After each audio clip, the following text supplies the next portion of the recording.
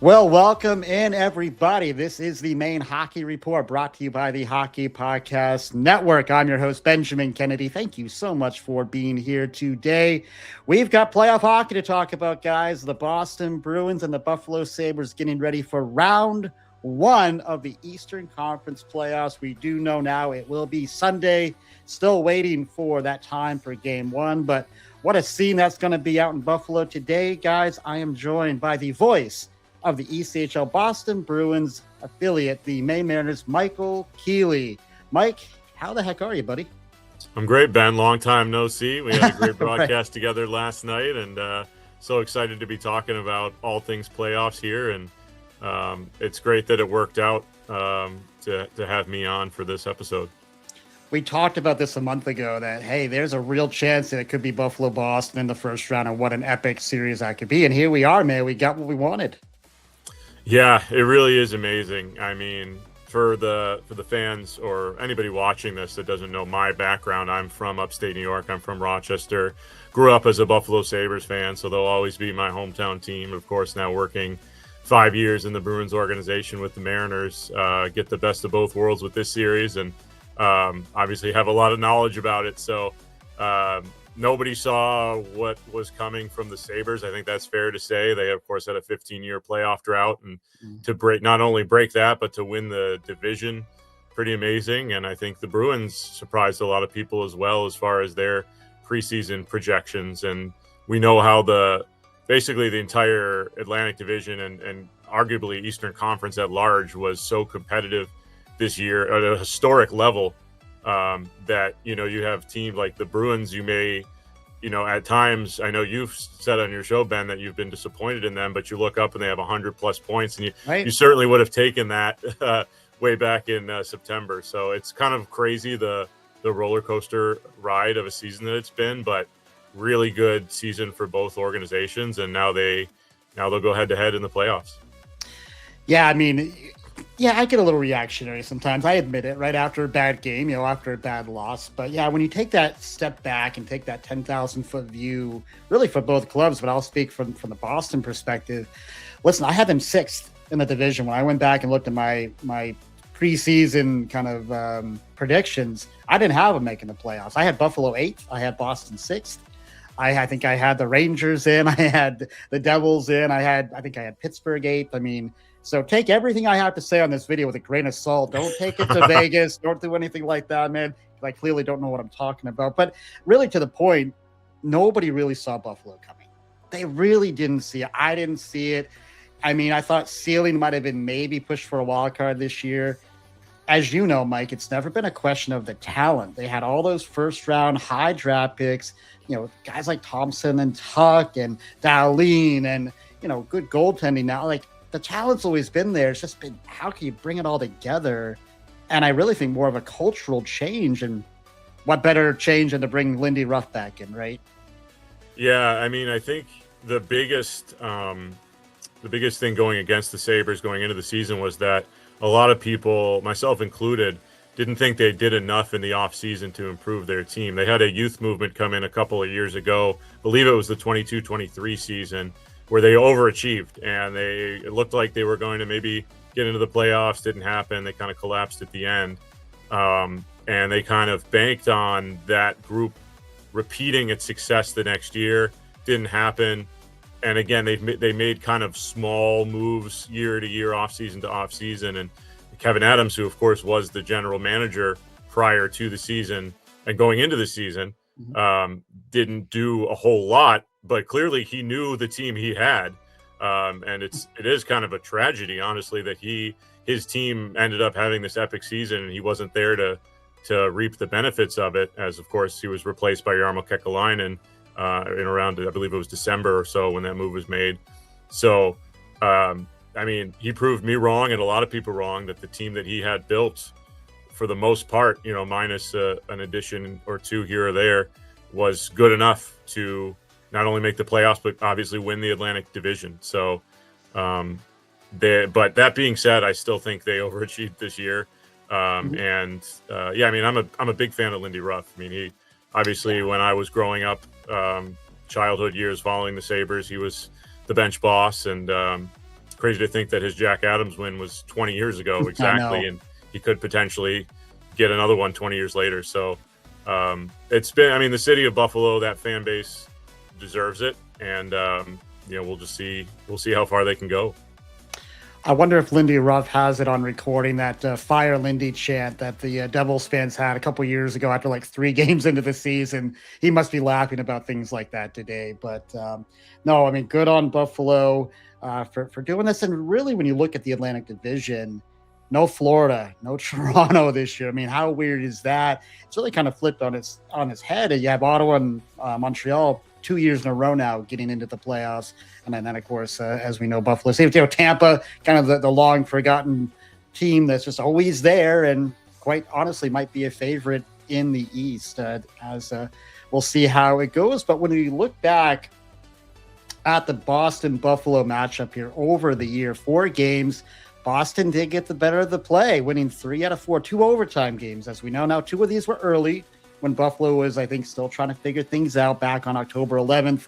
Boston winning that one 3-1. And then on the 30th, day before Halloween, it was overtime 4-3 Boston. When both of those in Boston, Buffalo got them back on the 27th of December, 4-1. And then it was that last one on March 25th that Boston did eke out that 4-3 overtime win. I think they were down 3-2 late in that third period, and Boston was able to dive back in. So I think I texted you after that one, like, give me 7 more of those in April. And, yes, we might have that opportunity. We just might get it. Now, Mike, I'm going to ask you this question without looking. What do you think? So I use moneypuck.com, and a lot of the numbers we're going to use today, guys, are coming from moneypuck.com. They have odds as to best odds of teams making it to the second round. What do you think they have for odds for Buffalo and Boston to get to the second round? Oof. How is this quantified? It's a 100% scale. So okay. 60, so just 40, 0 50, to 100. 50. Yeah. Odds to get to the second round. I'm guessing the Sabres odds are pretty high. I'm going to say that they're probably north of 75%. And then Boston, I mean, I don't know if the odds are calculated based on opponent or not. And then obviously, does that factor in season series? Does it have to be flipped? Like if one is 75, the other has to be 25? Right. Okay. Right. Okay. So I might want to amend that then. Yeah. I'm gonna say maybe it's 60-40 in favor of Buffalo. You got closer with that. 53.7% for Buffalo and 46.3%, so a little closer than what we would thought. And odds to win the cup, Buffalo is at 8.4%, Boston 5.9%. Now that's just Money Puck. There's all sorts of other ratings out there, but thought that was kind of interesting to take a look at that. So I think most odds have Buffalo favored, as they probably should be given the year they had.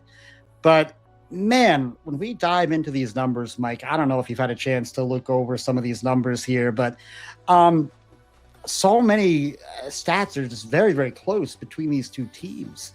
I look at, one stat here, and I don't know how much stock you put into, expected stats like goals above expected, but that's one thing that I kind of look at. And when you look at the goal differential above expected, meaning, how many more goals did you get than was expected? Boston and Buffalo are 1 and 2 in the league.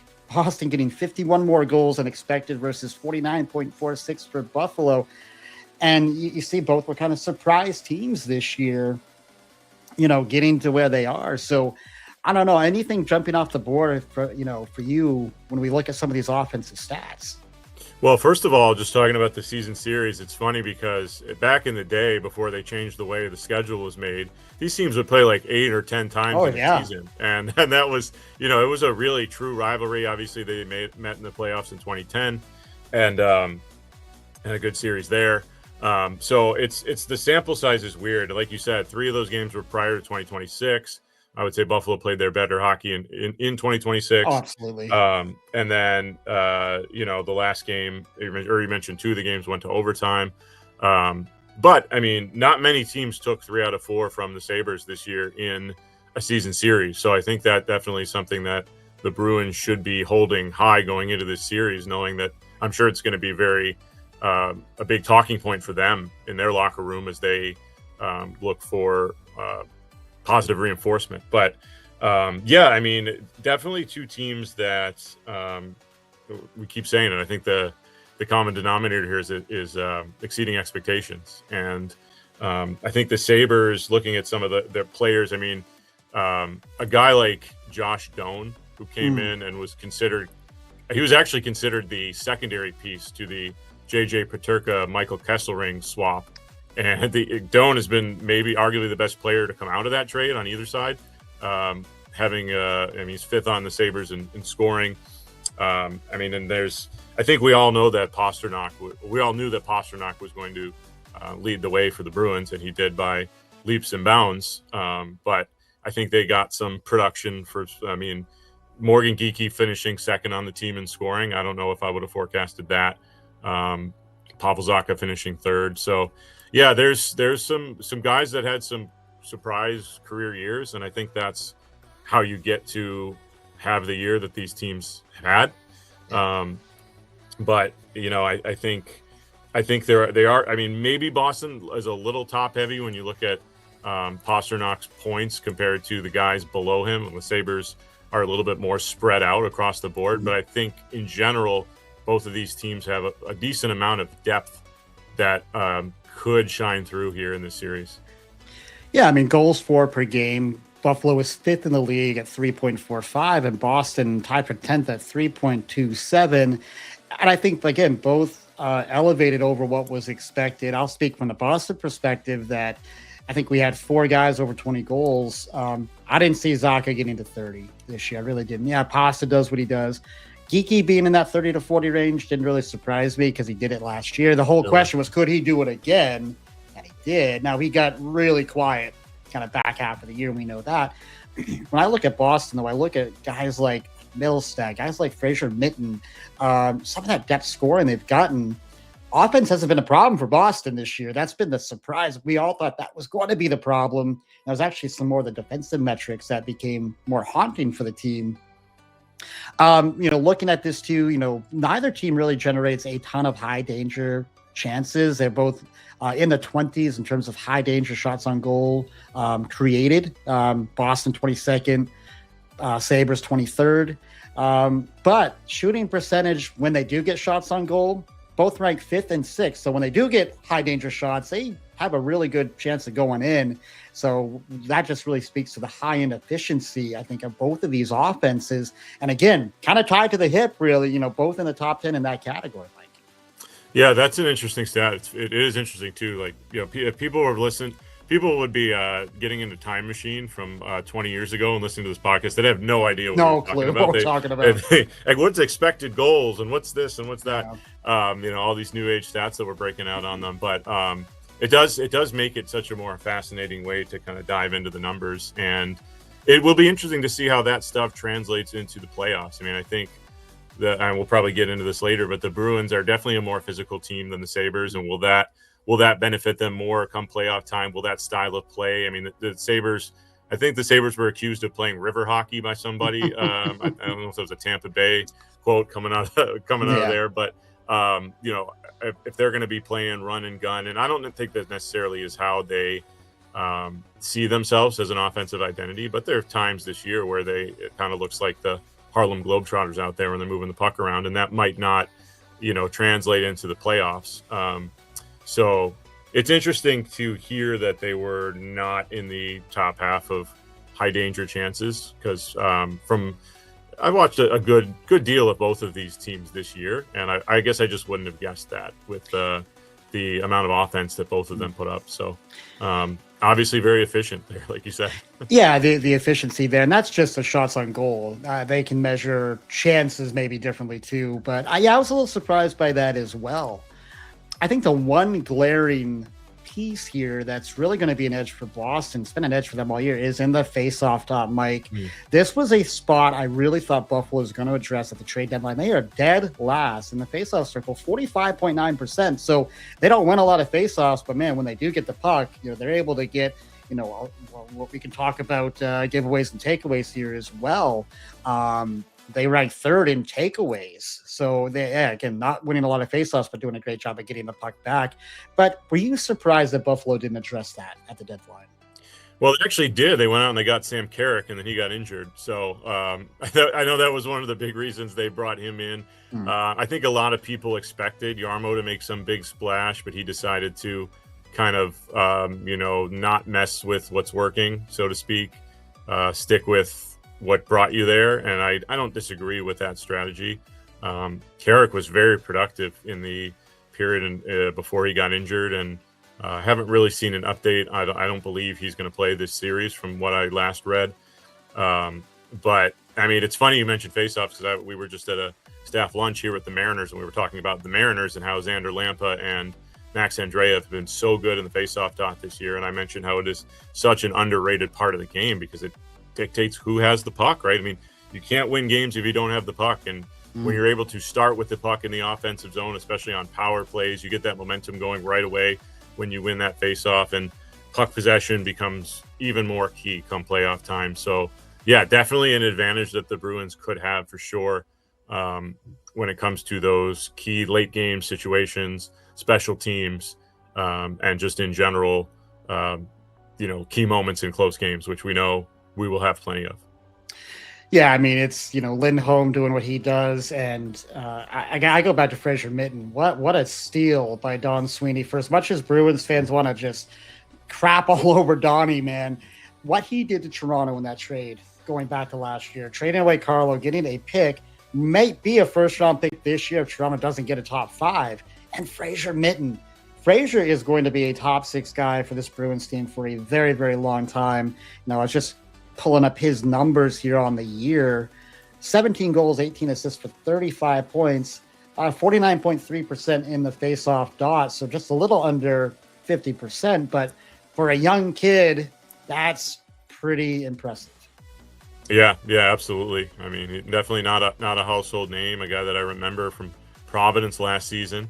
And again, you need guys like that to make a run and to even to get to where they've gotten, which is a playoff spot and 100 points. So now for you, just keeping it on the offense for a second, of course, Tage Thompson, just a magical player. I remember going to a Buffalo-Boston game. This was 3 or 4 years ago with my ex-wife, and I was, kind of weird. She was not the biggest hockey fan, but I'm like, watch this big kid for Buffalo. And I think he scored an overtime goal to beat Swayman in that game. Made me really salty. But talk about Tage for just a second. What makes him so darn special? Well, I mean, you can't teach his combination of size and skill. I mean, I suppose you can teach skill, but you can't teach 6'6", 220 with skill. And so, I mean, he's such a unique player in that he just towers over everyone out there and has that incredibly long reach, but can dangle with the best of them, can fire a shot with the best of them. And he can play physical when he needs to. And I think he elevated that part of his game this year. He's got one of the best shots in the league. If you watch the way it's something about the way he releases his shot that fools goaltenders, whether it's just the point of release or the velocity behind the shot or a combination thereof. It makes him a threat to score from anywhere on the ice. And another 40 goal season for him this year. I believe that's 4 of the last 5 seasons or something like that. He's had 40 goals. Obviously was an Olympian this year. There's just no one quite like him. And it's been amazing just to watch his development since he came in. It was pre-COVID. I believe his rookie year was 2018 or 2019. And at the time he kind of fit that mold of a player that had still needed to grow into his body, grow into his frame. And, what's the analogy they use, all the, like a baby giraffe on skates or whatever, things like that. And he's grown into just this elite superstar. And I mean, I think it's no secret that he is the key to success for the Sabres. Yeah, he is such a hard guy to handle, and I like that point about the release point. Sometimes it's all it takes is throwing the timing off of the goalie. I think you and I talked about that with Jake Perreault last night, where sometimes when he shoots it at the ECHL level, he just has a different way of releasing it that can just throw the goalie off and make it very awkward to make saves. So, just as a hockey fan, I love watching Tage. Just to your point, just the power of that shot, the size and the ability to skate. It's impressive for sure, Mike. Yeah, I mean, like I said, just a unique player. I mean, you can't, if we want to make a Bruins reference, you think about a guy like Zdeno Chara, who obviously was a defenseman, but still, when he was in the league, there weren't a lot of players like him. He was one of a kind. And when you can say that about somebody in the NHL, that's one of the, I think, the highest compliments you can give.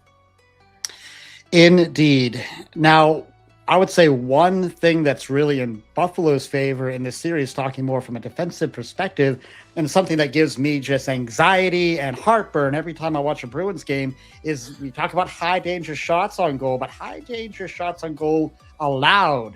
And man, oh man, Boston struggled with this year, ranking 5th, meaning they gave up the 5th most high danger shots on goal, 306.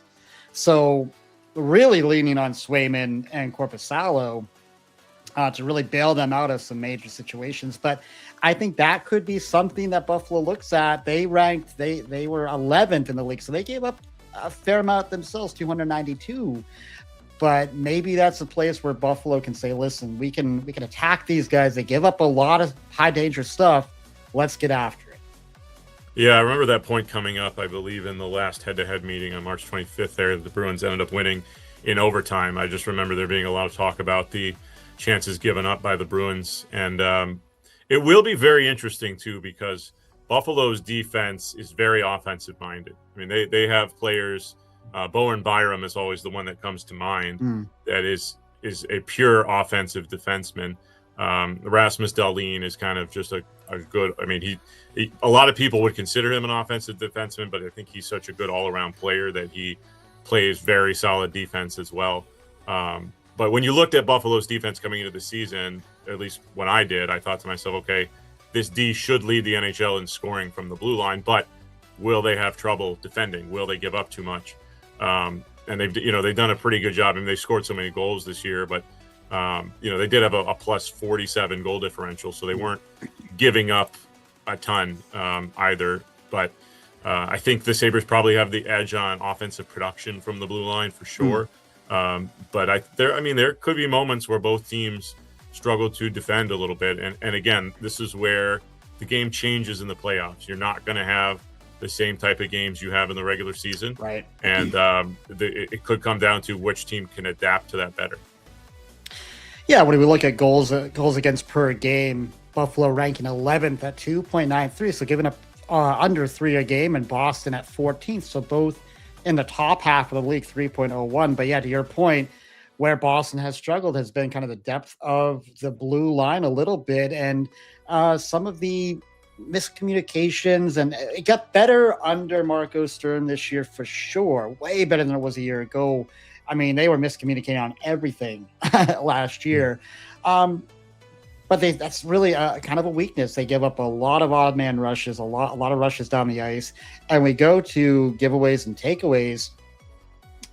Buffalo does an amazing job at this, getting the puck back, ranking 3rd in the league overall, 413 takeaways. And Boston, in terms of their ability to give the puck away, they're about middle of the pack. So again, another spot where Buffalo might be able to attack and use some of their leverage. It's all about attention to detail in the playoffs, right? I mean, everybody. The way I view playoffs in hockey is that everybody kind of elevates their game. Like, I mean, you and I called that.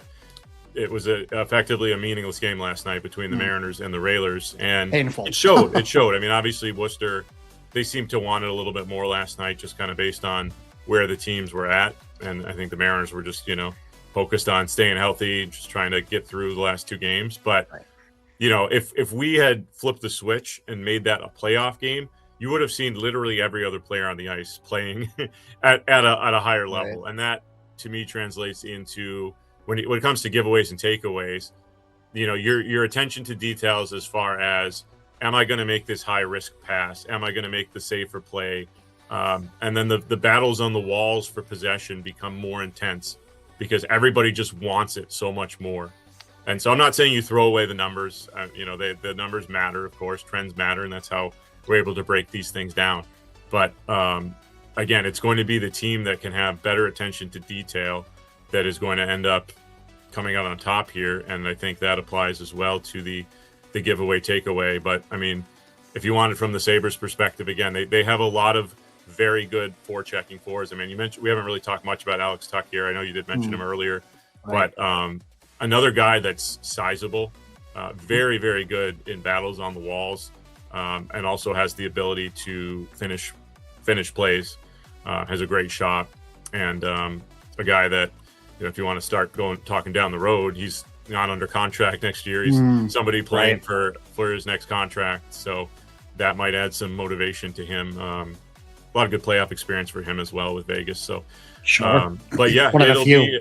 it'll be interesting to see again how these regular season stats translate into playoffs, because oftentimes you see a team kind of evolve and transform, and Sure. you say to yourself, "This is the team I watched in the regular season." Now, Right. So. Yeah, it's all about, I think, playing to your identity as well. And part of the identity of Boston, something that Evan Gold talked about when I had him on the podcast this summer, is they want to get back to that old school Boston Bruins way of playing.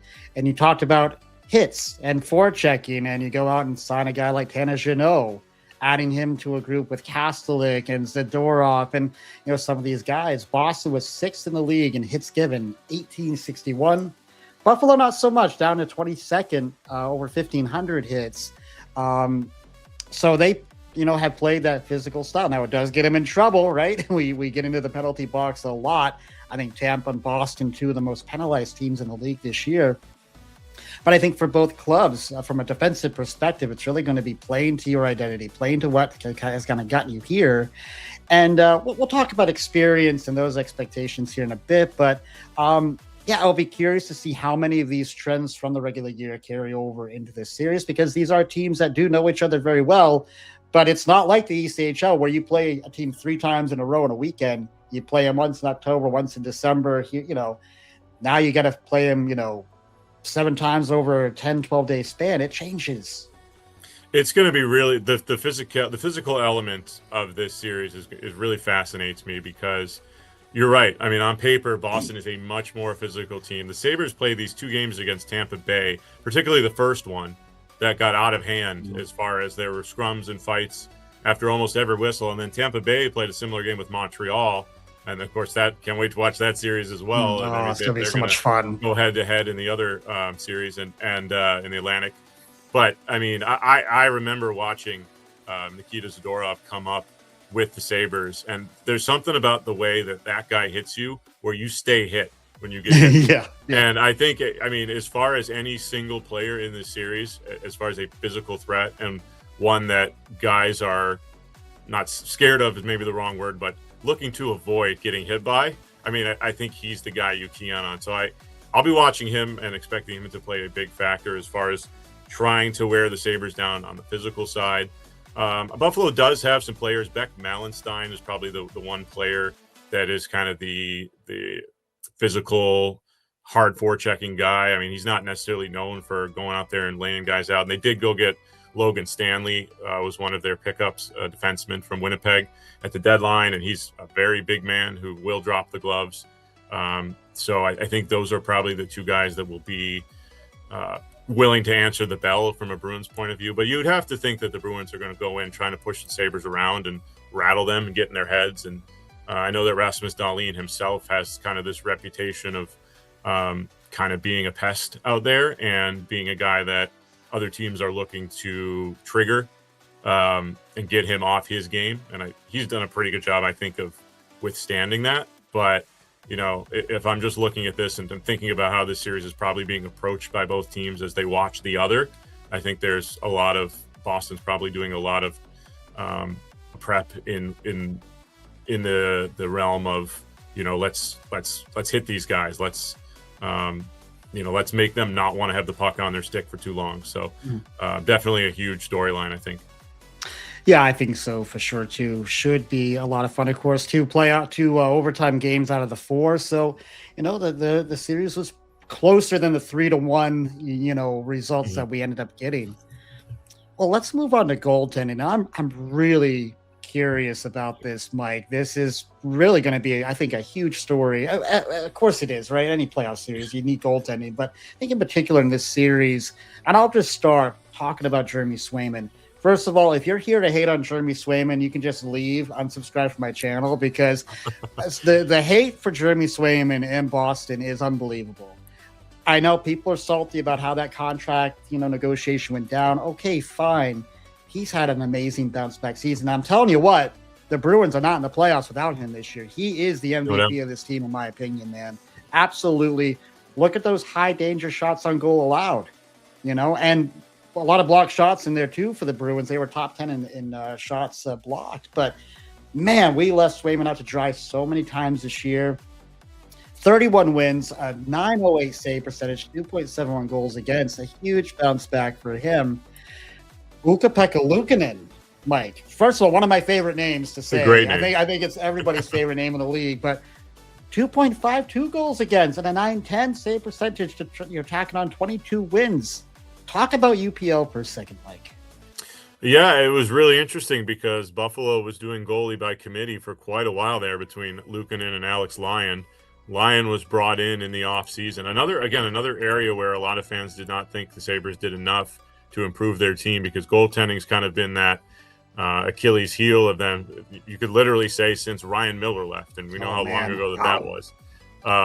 And, Luukkonen has been around and kind of been the guy, quote unquote, for the last couple of seasons, but I would not say he clearly made himself the number one. I mean, there were other goaltenders there that came through and split time with him, and then you had Devin Levi, who was kind of considered to be the next number one, and he really has never risen above the AHL yet at any sort of long-term span. Plenty of time for him, though. Yeah, for sure. And we know sometimes goaltenders can develop late, but Lyon went on this run where he won, I think, 10 or 11 straight road games, and he was set up, I would say, as recently as a month ago, if not sooner, to be the number one in the playoffs. But Luukkonen kind of outplayed him down the stretch. Lyon then did get hurt at the end, and it just kind of became clear that Luukkonen was going to be the guy. He's your kind of prototypical modern goalie. He's big, he fills up a lot of net, but he's still pretty athletic. He battles in there. And I think he's the right choice to lead this team. It sounds like Lyon is currently injured, as far as I don't think he's available for game one. Yeah, Colton Ellis, actually a Worcester Railers alum, Colton Ellis, is currently the backup. He played yesterday in Buffalo's final game of the regular season. But I mean, they're going to ride UPL for sure. I think he's the clear, defined number one. I do think Jeremy Swayman is the best goaltender in this series. If you take all the goaltenders, combine them, and rank them, I think he's the best, and he definitely has the most experience of any of them. So I would give the Bruins the edge if you're just going goalie versus goalie here. But I think the Sabres are pretty confident with Luukkonen. He's done a good job for them. It's definitely been his most consistent season, and I think we'll have a very well goaltended series here. If you ask me to predict it. Yeah, I would agree with that. I do think Sway is the best goaltender in this series. But yeah, I mean, I was impressed to see what UPL had done, for numbers. And Lyon, 20 wins at a 2.77 himself. So as you said, had been playing pretty well, kind of got outplayed down the stretch. But looking at some of this, though, the save percentage, these are team stats. So save percentage on shots on goal, both of these teams are in the top five. Sabres at 89.94%. It's good for third in the league. Boston right behind them at 89.86. They can't get much closer than that, Mike. That's amazing. So, both of these teams, and this is, again, all goalies for both clubs, tied into that stat. They both have been well goaltended, and it plays to their goals against per game. And some of these expected stats that sometimes can be a little lucky, but, it can start and stop with goaltending. And I think you've seen that with both of these clubs this year. Yeah, I'll say what I said before too. You don't get to 100 points without solid goaltending. It covers up for a lot of deficiencies. You talked about how the Bruins have had issues this year, giving up a lot of really good scoring chances. Sabres have definitely gotten away with maybe their defense cheating a little too much and joining the rush and getting caught in the offensive zone, and their goaltenders have bailed them out. So, I think you see every year it's hard to win a Stanley Cup on offense alone. Like, you have to have a goaltender, and that oftentimes is a goalie that just gets hot at the right time, didn't necessarily have a great season, but then turns it on in the playoffs. But either way, it is goaltending that tends to play a major role, if not the most important role within a given team to ultimately, win a championship. Yeah, because like you said, a goalie can get hot and kind of carry a series if he has to. It may not win you a Stanley Cup, but it might win you a couple rounds in a playoff because you definitely need more than that. But yeah, I do like Boston in that sense with Sway probably being the best goalie in this series. Really interesting though, Mike, when we turn the page and we talk about specialty teams for both of these clubs, a little bit of a flip flop when we look at the power play and the penalty kill. Boston, a huge edge on the power play. They haven't been as good lately, especially the second half of the year. Still top 10. And when you look at the penalty kill, wow, Buffalo's impressive. Yeah, I think Pasternak's the key to the Bruins power play. I don't think that's a controversial statement at all. I don't think so. The things he can do just makes everyone better around him out there. And I'm sure Buffalo will be keying on him. And then, I think the Sabres have really bought. I mean, Lindy Ruff was a defenseman when he played, and he's always had good penalty killing teams that he has coached. And I think they've bought into what he's selling. They have a lot of players that are very dangerous shorthanded. I believe they led the league in shorthanded goals this year. You can check me on that if you want. But Alex Tuck and Ryan McLeod, the two of them in particular, racked up a number of shorthanded goals. And combined with good goaltending and committing to blocking shots, that's always the key to any penalty kill. And again, come playoff time, special teams, if the Bruins are getting in the box a lot because they're getting too physical or running around too much, that could come back to bite them. And same with the Sabres, if they're giving that talented Boston power play too many chances, can suck momentum right away in a game that, they might be dominating otherwise. So it's very interesting that the two teams are kind of on the opposite side of the spectrum as far as an elite power play and an elite penalty kill. And it'll just be fun to see how it plays out. Yeah, for sure. Just reading over these stats on the power play, Buffalo ranking 21st at 19.5%, Boston 9th at 23.4%. On the PK, Buffalo in 4th, 81.9%, and Boston 24th, 77%. And they do have a propensity to give up a few of those shorties. We have seen that this year. So Buffalo, knowing how good Buffalo can be on, being opportunistic, that's something to watch in this series. Now, we do know that in terms of officiating, now the NHL and Gary Bettman, if he were on here, he would say, we call it the same. The rules are the same for the regular season and the playoffs. And we would, call malarkey on that because we know that the refs kind of let them play a little bit in the playoffs, right? What they call in November on a Wednesday in Calgary isn't what they're going to call in April in Toronto or, in Colorado, places like that, right? So but when we look at these numbers, penalty minutes taken per 60, Boston's very high up that list, number 2 in the league. They take about 9.78 penalties per 60, or 9.8, I think that's, penalty minutes. And then Buffalo still in the top 10, 8.18. So they both generate a lot of time in the penalty box, but they also both are top 10 in drawing penalties. Boston 3rd and Sabres number 6. So I would say that this could be a heavily penalized series, especially given Boston's physicality. But do we have to factor in the officiating, and do they swallow that whistle just a little bit? You do have to factor in. I mean, there's no question that the threshold is much higher for penalties come playoff time, and I think everyone likes it that way. I mean, I don't think anyone. It's funny, we joke about it, but it's most fans I think would rather see a game decided in a 5-on-5 play, and most fans like hockey because it's a hard physical sport, and they want to see that, and they want to see that come playoff time, and they want to see these guys selling out to win a Stanley Cup. And so, now that being said, you don't want cheap shots, you don't want guys getting injured, you don't want hits from behind, etc. I mean, these things have impacted playoff series before, and so I definitely don't envy NHL officials in trying to figure out where that line is on what they're going to call. But again, I just think about I think this will be a physical series. I think there's a rivalry here, Ben. I think even though there's just 4 games played in the regular season, I think this is an old time rivalry. You go back to the days of Brad May, and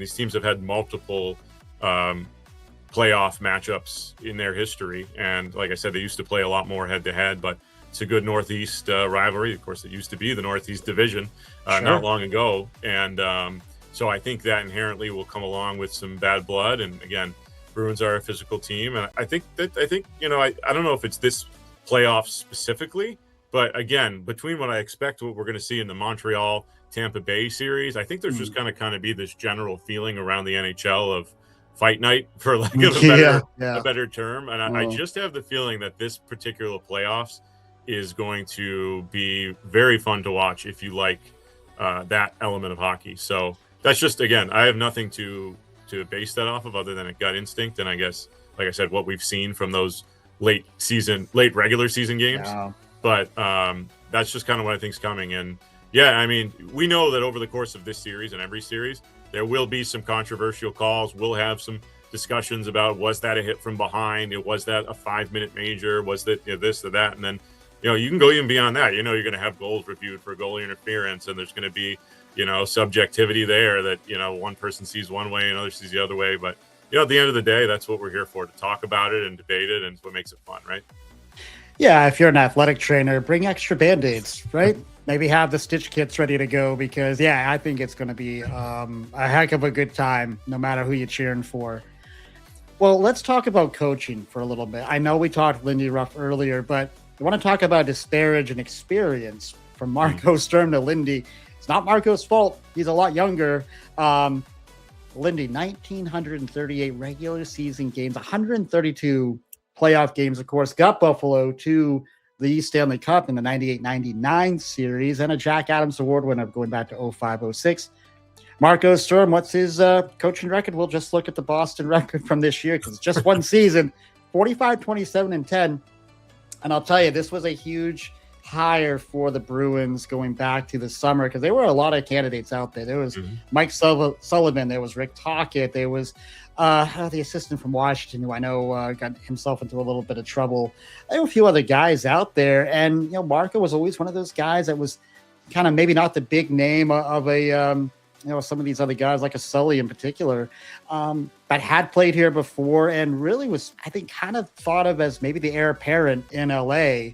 Because he ran their Ontario AHL club and had been an assistant with the Kings. And you see what the Kings have gone through with their coaching change.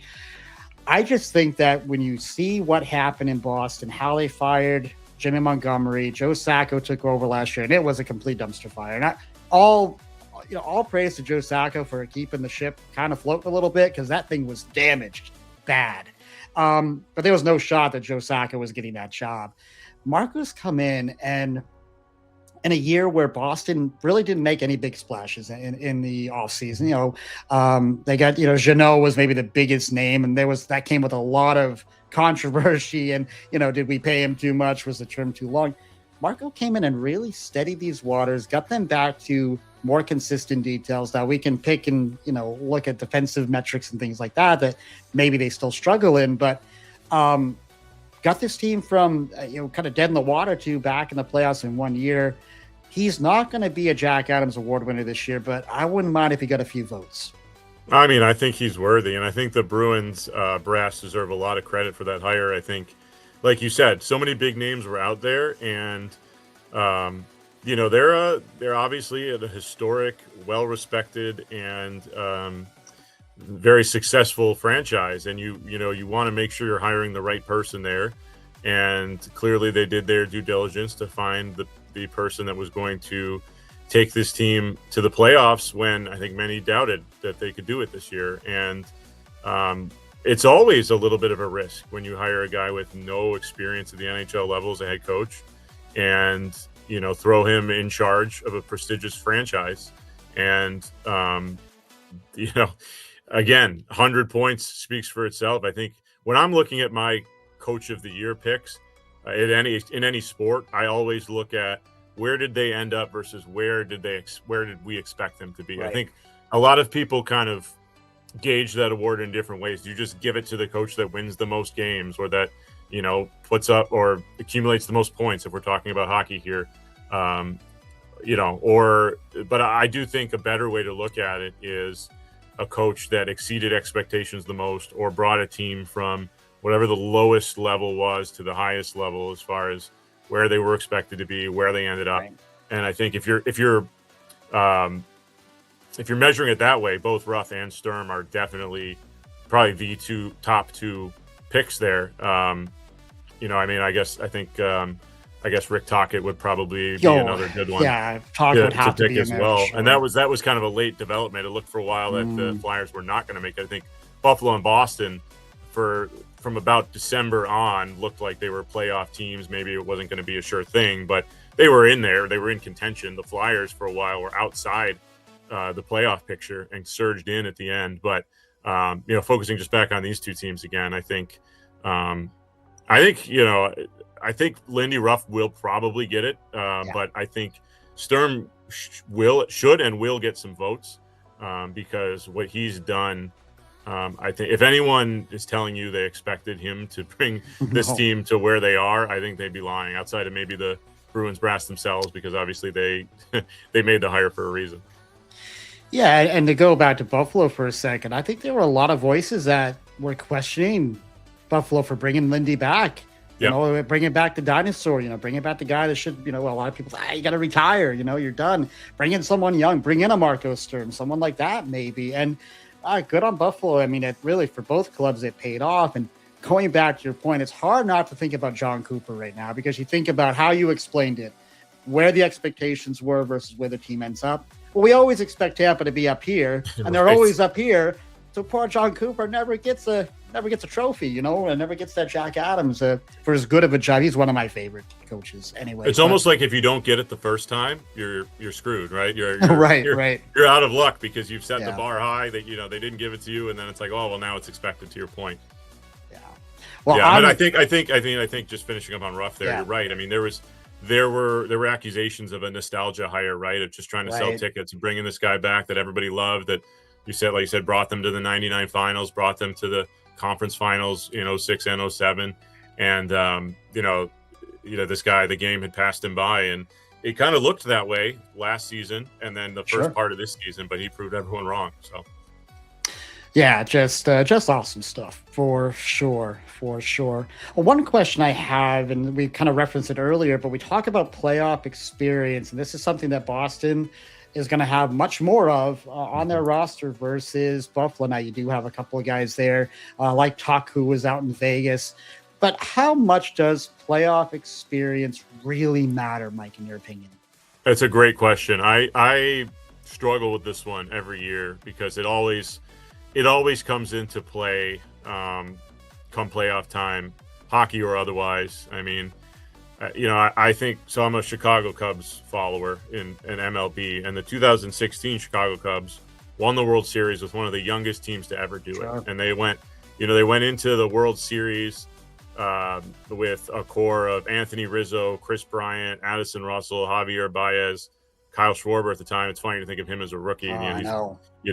He's closing in on a Hall of Fame career now, but none of these guys had any experience outside of. And then if you look at the pitching, you could argue, okay, John Lester, right? He had won a couple of World Series. And then, of course, David Ross was a big story there.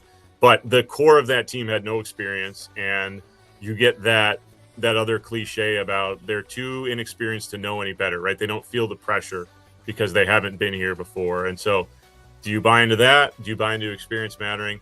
I tend to think in hockey experience does matter just because it's such a grind to win a Stanley Cup, to get through 4 rounds of 7-game series, to know, as we were speaking about earlier, about how the game changes come playoff time and how you have to have an extra level of effort. And I think maybe, and I know he still hasn't won a Stanley Cup, but a guy like Connor McDavid, who early on in his career, his first 2 playoff appearances, he didn't do very well. Right. He's obviously changed that his last few, but I do think there's something to it. It is an advantage for the Bruins for sure.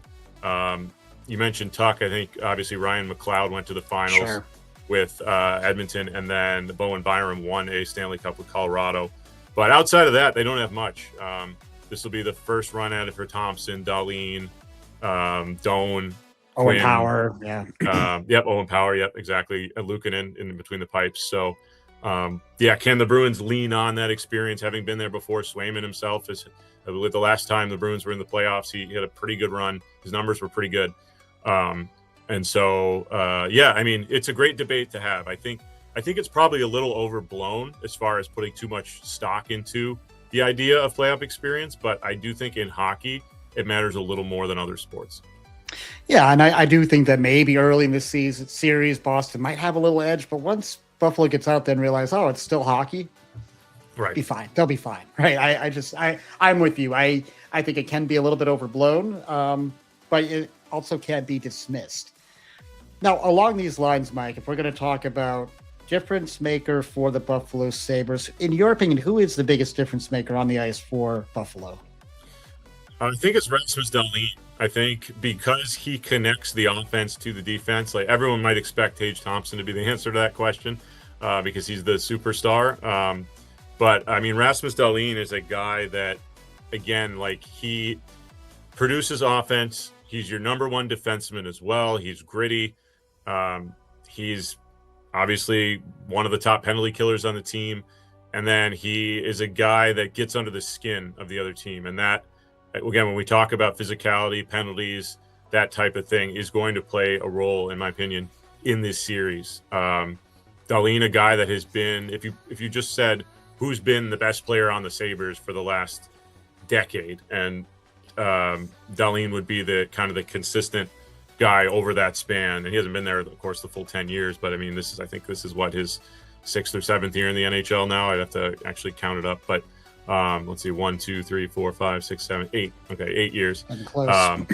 He's the guy that's been consistent all the way through. To me, he's the most important player on the Sabres. And again, sometimes he falls under the radar because he is a defenseman, and B, because Tage Thompson is there. But again, a guy who was also an Olympian this year, and who, again, he's kind of the connector between the offense and the defense portions of the Sabres.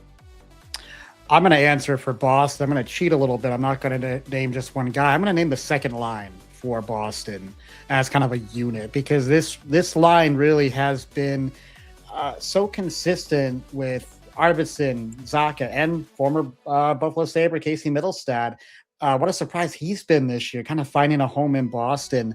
It gave Sturm an opportunity to break up that first line. You had Geekie playing a lot of third line.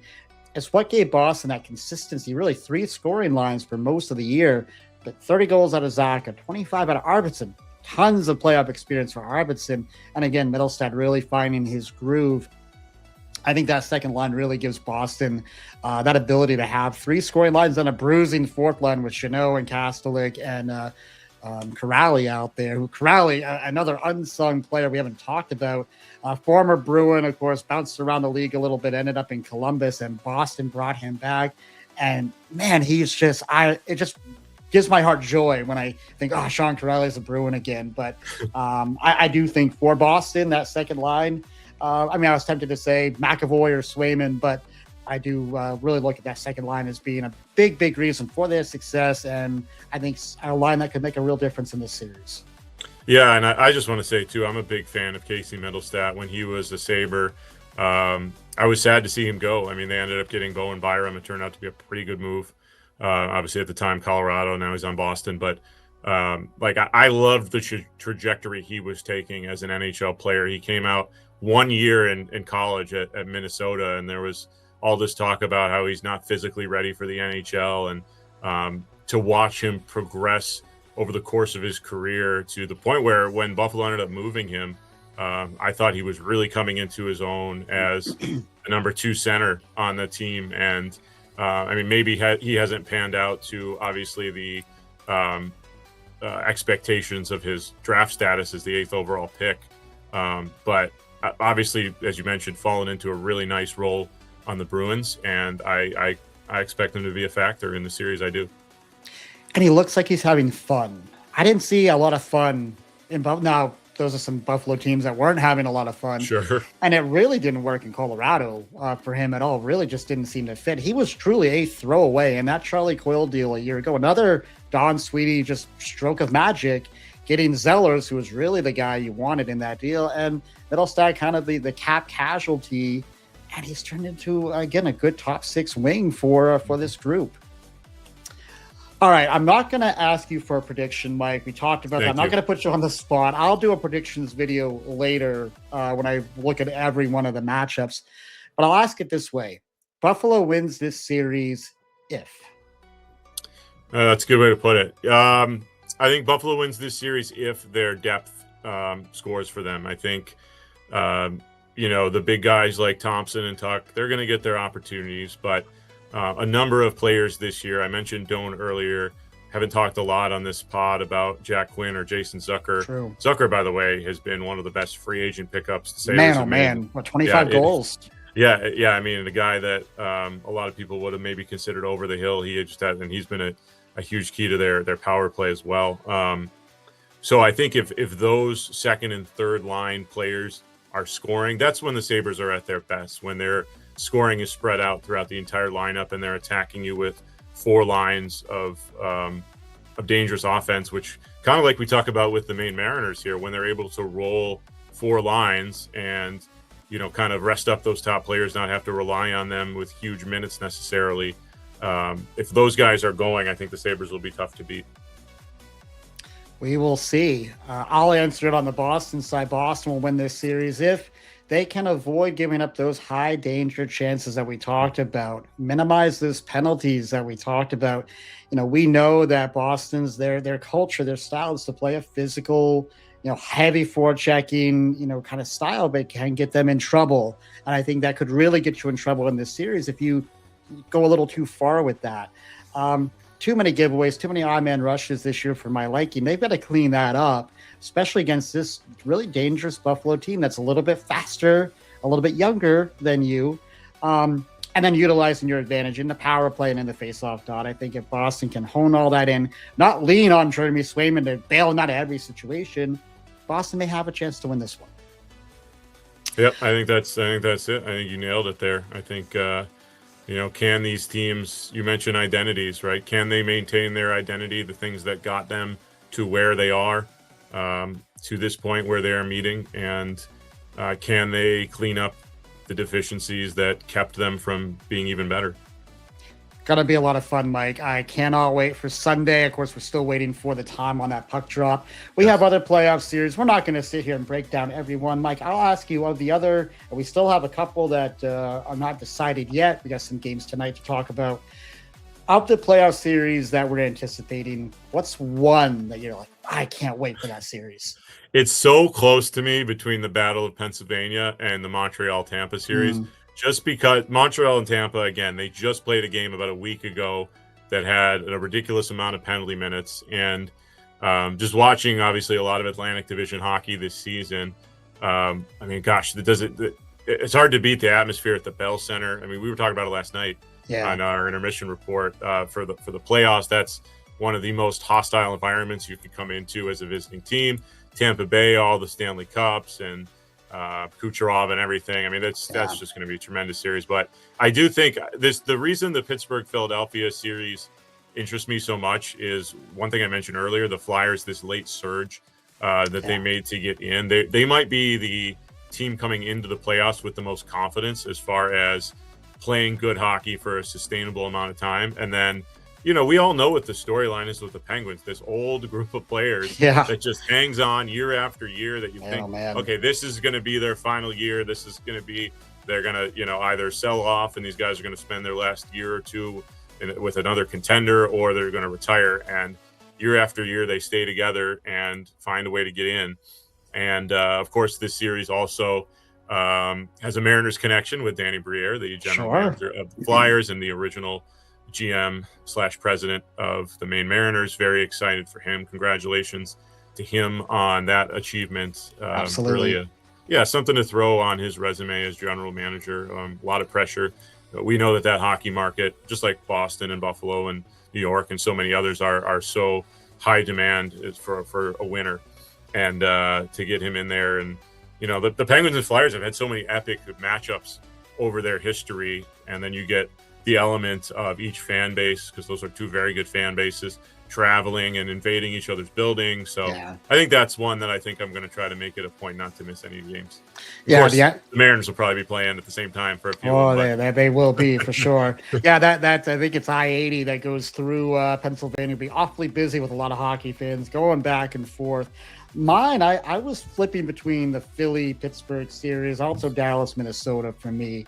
Now, Philly-Pittsburgh, a lot like you said, man. I won't repeat it, but gone to a number of games in Pittsburgh, and that's a really good fan base there too. And yeah, to see Sydney return, I mean, I very much said that this beginning of this hockey season that the next time we see Sid play a meaningful game will be in the Olympics.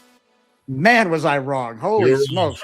I was off my skis on that one. But you know what? As a hockey fan, I'm so happy to see it because he's getting older. He and Ovi, these guys have been such treats to watch. To have him and Malkin and Letang and get that group back in there and be a 2 seed, have home ice, and then man, just that orange and black, mixing with the black and gold there in Pittsburgh, it's going to be a fun series. But for me, it is Dallas and Minnesota, just because these are 2 Stanley Cup favorites, in my opinion, meeting in the first round. It's why I hate the format that we have in the NHL. That's a whole other podcast, for sure. I think we've gone beyond the time of needing the regional matchups. I think the league has grown to a point where it's more nationally driven, TV, and all the ways we get our media. We don't necessarily need these regionalized matchups. Anyway, Dallas, Minnesota for me, because one of these teams is going to go home feeling really, really sad. And if they were just in another bracket, they might win a Stanley Cup. And I'm a little bullish on Minnesota. I know that Rope Hintz for Dallas will miss the first couple of games, and it might sneak in later in the series. That's a really big miss for Dallas. I hated how Dallas fired Peter DeBoer. I really hated that last year. I thought DeBoer had every right to say what he said about Ottinger, and maybe it's just me grinding my little axe over here.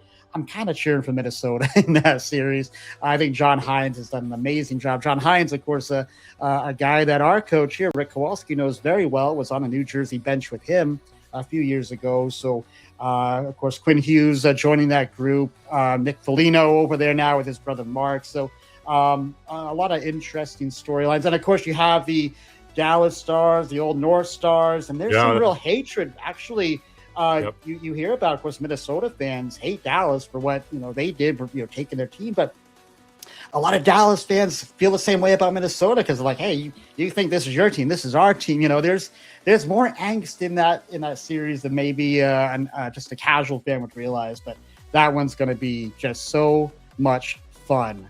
I think, Ben, too. I think Minnesota is probably that team right now that kind of in this era that has been the one team that has been consistently good but hasn't won anything, right? I mean, we had that with the Capitals for a while. They finally won one, and the Sharks never actually did win one. But the Wild are a team. I lived in Minnesota for 3 years, and they call it the state of hockey out there, and they are wild about the Wild, no pun intended. And they've had some very, very good teams over the last decade. They're pretty much in the playoffs every year.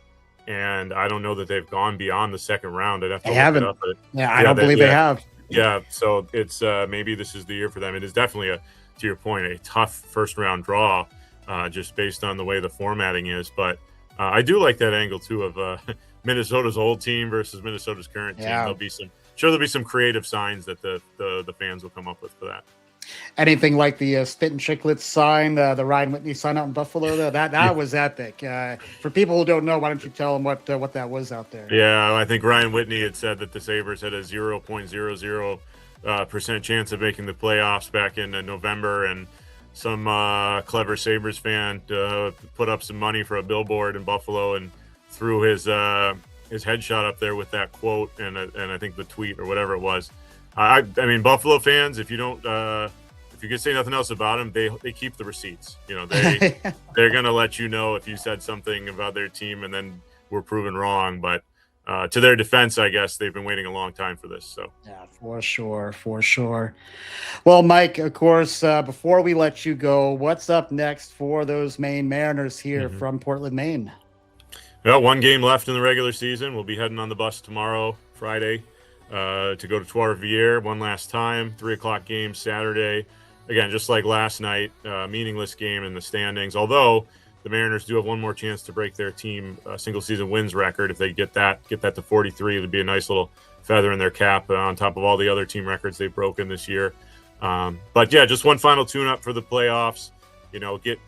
Hopefully score some goals, unlike they were able to do last night. Keep everyone healthy. I mean, today.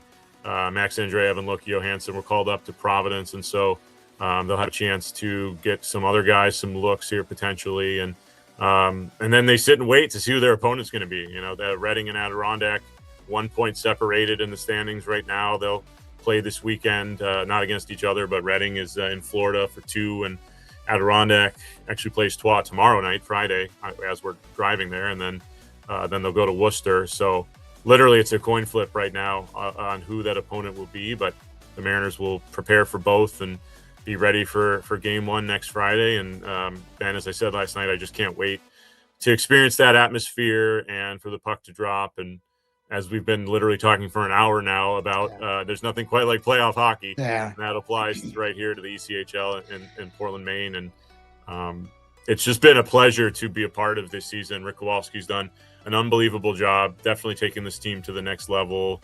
Many players, Terrence Wallen gets credit for recruiting, but Rick, I think, has developed a lot of them. They've made strides forward, and then his contacts and connections and network has allowed him to add players to the mix to make this team even better. And they're in a really good spot. They're healthy for the most part. You know, it remains to be seen what exactly the prospect group that will be here that Providence assigns to us looks like. But even without those guys, I mean, we have a lot of really good ECHL contracted players this year, and I like the chances to make a deep run here. I'm very excited to get started. Yeah, that barn in Portland, the old Cross Insurance Arena, old barn, but you get 6,200 people up in there. It gets loud, it gets exciting, and definitely full of energy, man. So, yeah, I cannot wait until next Friday. Going to be a lot of fun. Well, coming up next on the program, guys, next Tuesday, I am happy to announce that from WGME Channel 13, David Eade going to be joining me here on the podcast. All sorts of things we can talk about with David. He's, of course, a long-time sports guy here in the city, tons of knowledge, and just an overall just wonderful man to talk to. So can't wait to have him here on the program. Mike, thank you so much for taking this time. I know you're a busy guy, and I really appreciate this time today.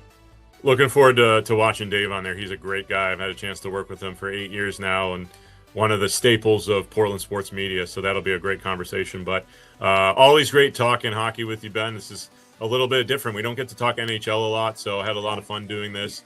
Looking forward to a great series. I know you and I will talk throughout, regardless of how it plays out. I know it's going to be a fun series to watch, and obviously looking forward to having you back on the Mariners broadcast network here next weekend. Can't wait. Well, everybody, thank you so much for watching and listening today. If you haven't hit that subscribe or like button, go ahead and do that right now. It definitely helps the channel out. Of course, we do have Mariners hockey Saturday afternoon at 3 p.m. up there in Trois-Rivières. If you're not going to be in Quebec for that one, the Mixler app and Flow Hockey TV, you can hear or listen to Mike's broadcast. Of course, Bruins and Sabres kicking off their series on Sunday. Everybody enjoy this Thursday night. And until next time, be kind, show love, and God bless.